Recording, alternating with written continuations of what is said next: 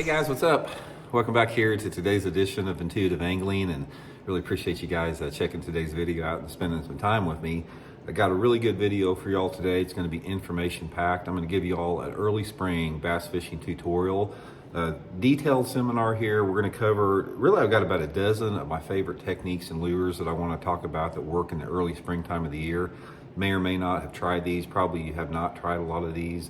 But these are techniques that over the course of fishing 50 different early spring seasons, I've sort of narrowed it down to the things that really produce some quality fish, and I'm going to share it with you guys today in today's episode. Also, guys, a couple quick housekeeping tips before we get started. Just want to invite everybody to please swing by and check out my Fish of the Moment lake map breakdowns on the Fish of the Moment website. We got all of our spring maps on the website right now. These are maps that I built specifically for Fish of the Moment. Gives you great resources to learn more about your favorite lake, gives you places to go to right off the bat, tips and advice on how to fish each area.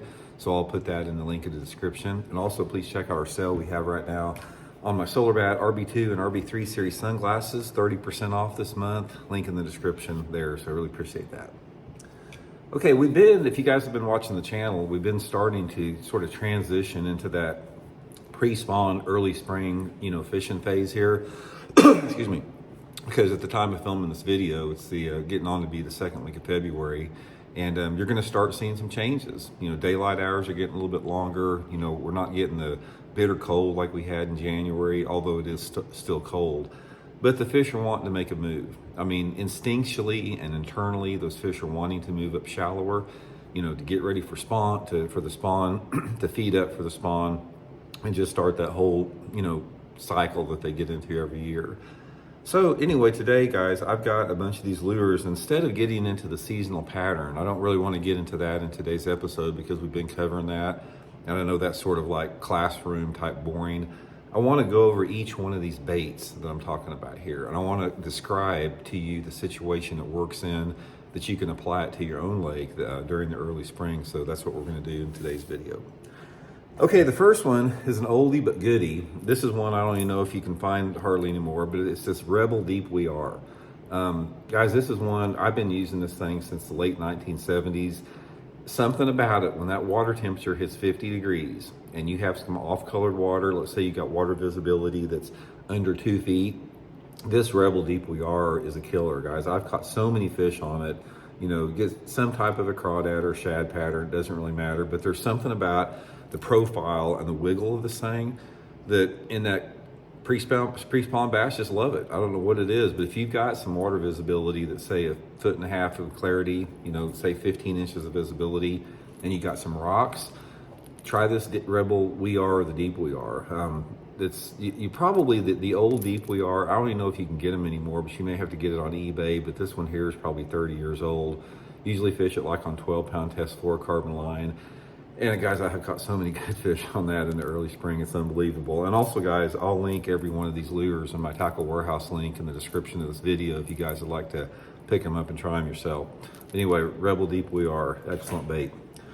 Okay, another one that is sort of along that same line, that another old favorite, is an old school Shad Rap in some type of a crawl pattern like this. Now, these two lures are completely different, the Deep We Are and the Shad Rap, but they appeal to those early spring bass.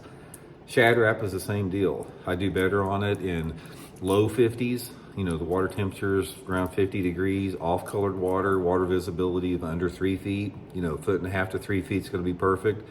And the Shad Rap's going to work in the same places as the We Are, rocky banks, channel banks, those steeper rocky banks. And also if you have grass, the Shad Rap is a really good bait to fish over the grass in the pre-spawn time of the year. But it's just, there's something about these. These two lures right here have stood the test of time in terms of catching bass, and there's very few lures that do that. I mean, there's not many lures that maintain how productive they are over a course of 40 or 50 years.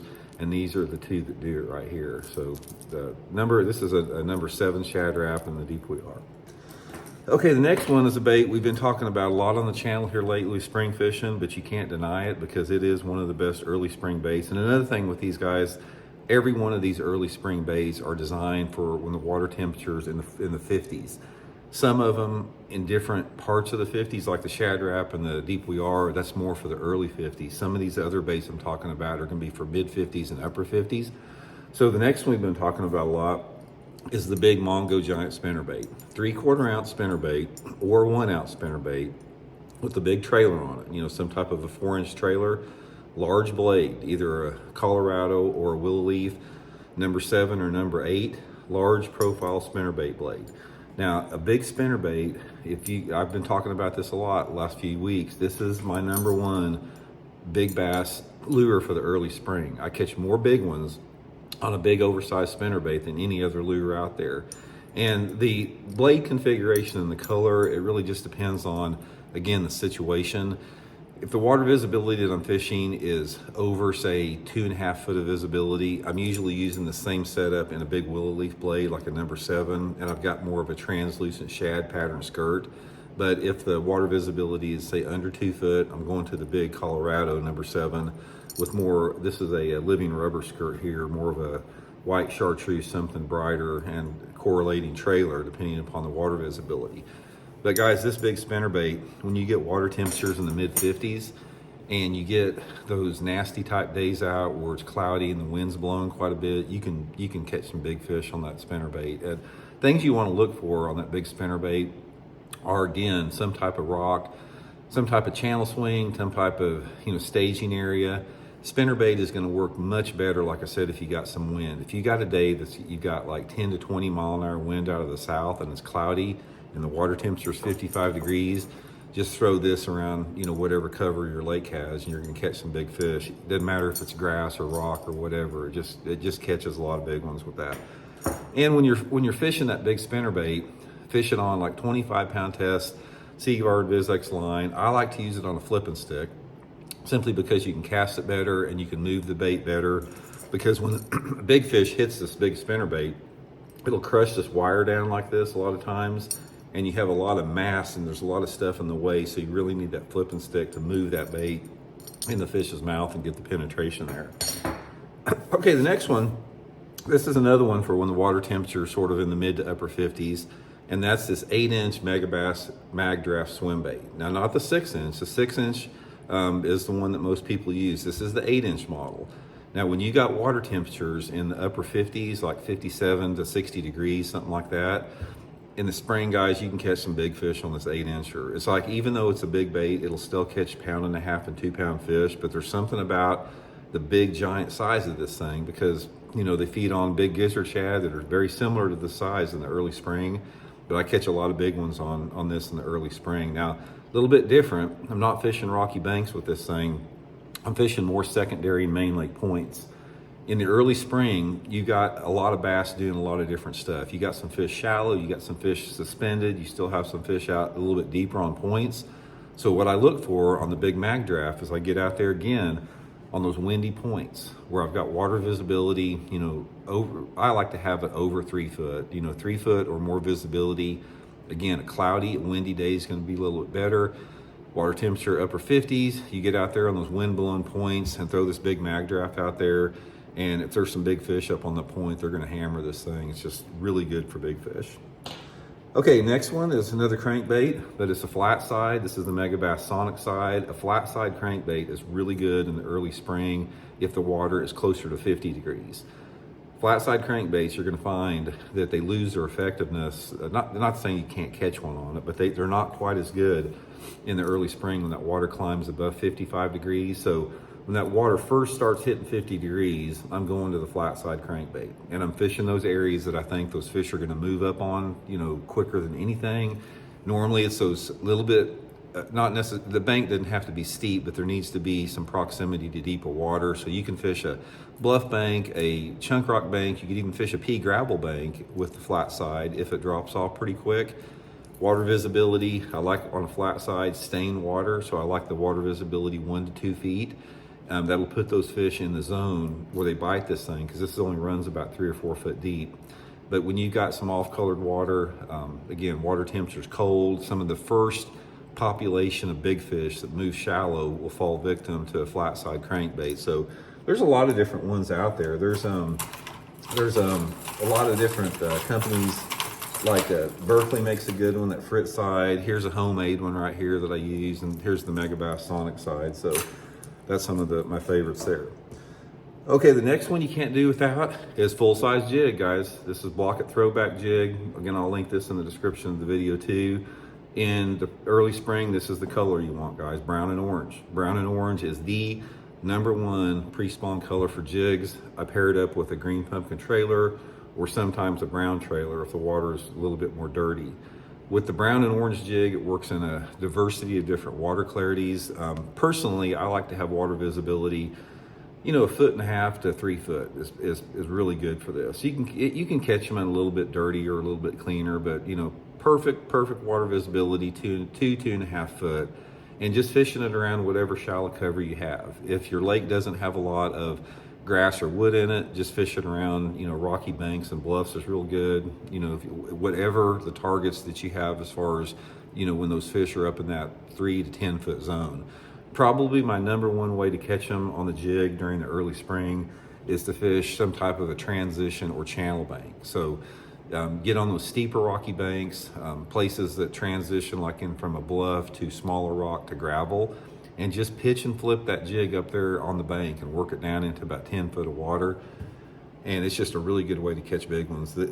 Probably the 2 best lures to catch big fish on would be the full-size jig or the big spinnerbait during the early spring. Okay, another one, still bite, really good in the early spring, is a jerkbait, but they want a bigger jerkbait. This is the Megabass Ito Shiner here. Larger profile jerkbait. It's about 1 inch longer than the Megabass Vision 110. And during the early spring, you'll find that the bass prefer larger lures for the most part. That's why they go for the bigger swimbait, the bigger spinnerbait, larger jerkbait. So the Ito Shiner, again, I'm fishing at the same type of places that you traditionally fish a jerkbait. You know, ditches, guts, rocky banks, over grass beds, fishing it on secondary and main lake points. All these lures that I'm talking about in the early spring, including the jerkbait, you're gonna do better on those nasty days, the low light days with wind or clouds. No different on the jerkbait. You know, there's something about those nasty days when that water's in the 50s that will activate those bigger fish to hit. And the jerkbait will work good all through the 50s. If the water is between 50 to 60, it'll work really good.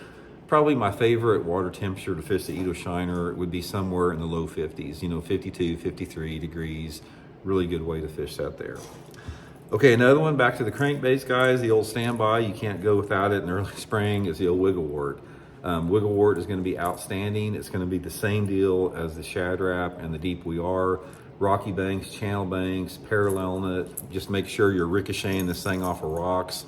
There's something about these 3 baits here, guys. I'm telling you right now. Wigglewort, Shad wrap, and Rebel Deep We Are. These are 3 of the best crankbaits that you can use in the early spring. And rock or grass, either one. One of the things about it that I found about early spring fishing is you can catch fish off of wood, like laydowns and docks and stumps and stuff, but I don't catch near as many fish in the early spring off of wood as I do off of rock or grass. I'm targeting usually submergent grass if the lake has it, which a lot of lakes don't have it, or some type of rock structures, you know, that we just talked about. So that's one thing to remember. And finally, guys, the last one is a lipless crankbait. Lipless crankbait is deadly in early spring, especially when that water temperature's in the low 50s. I like a lipless crankbait around those flatter banks that are close to deep water. So in other words, a good place to throw a lipless crankbait in the early pre-spawn would be like flatter points, flatter gravel banks that have a close access to deep water. I don't catch as many fish on a lipless crankbait on those steeper, bluffy channel banks like I do the regular crankbaits. So a perfect place for like a lipless crankbait, aside from over grass beds, which it's the most famous for, would be going into like a big cove and getting out there on the point leading into that cove that's got a flatter, gravelly clay bank, and fish the point maybe halfway into the cove with the lipless crankbait, fishing it slow, close to the bottom. You don't want to fish it up in the water column. And this is a really good way to catch big ones. If you guys have heard me talk about before, the biggest limit of fish I ever caught in my life was at Lake Murray in March on a lipless crankbait, so it will definitely catch big ones.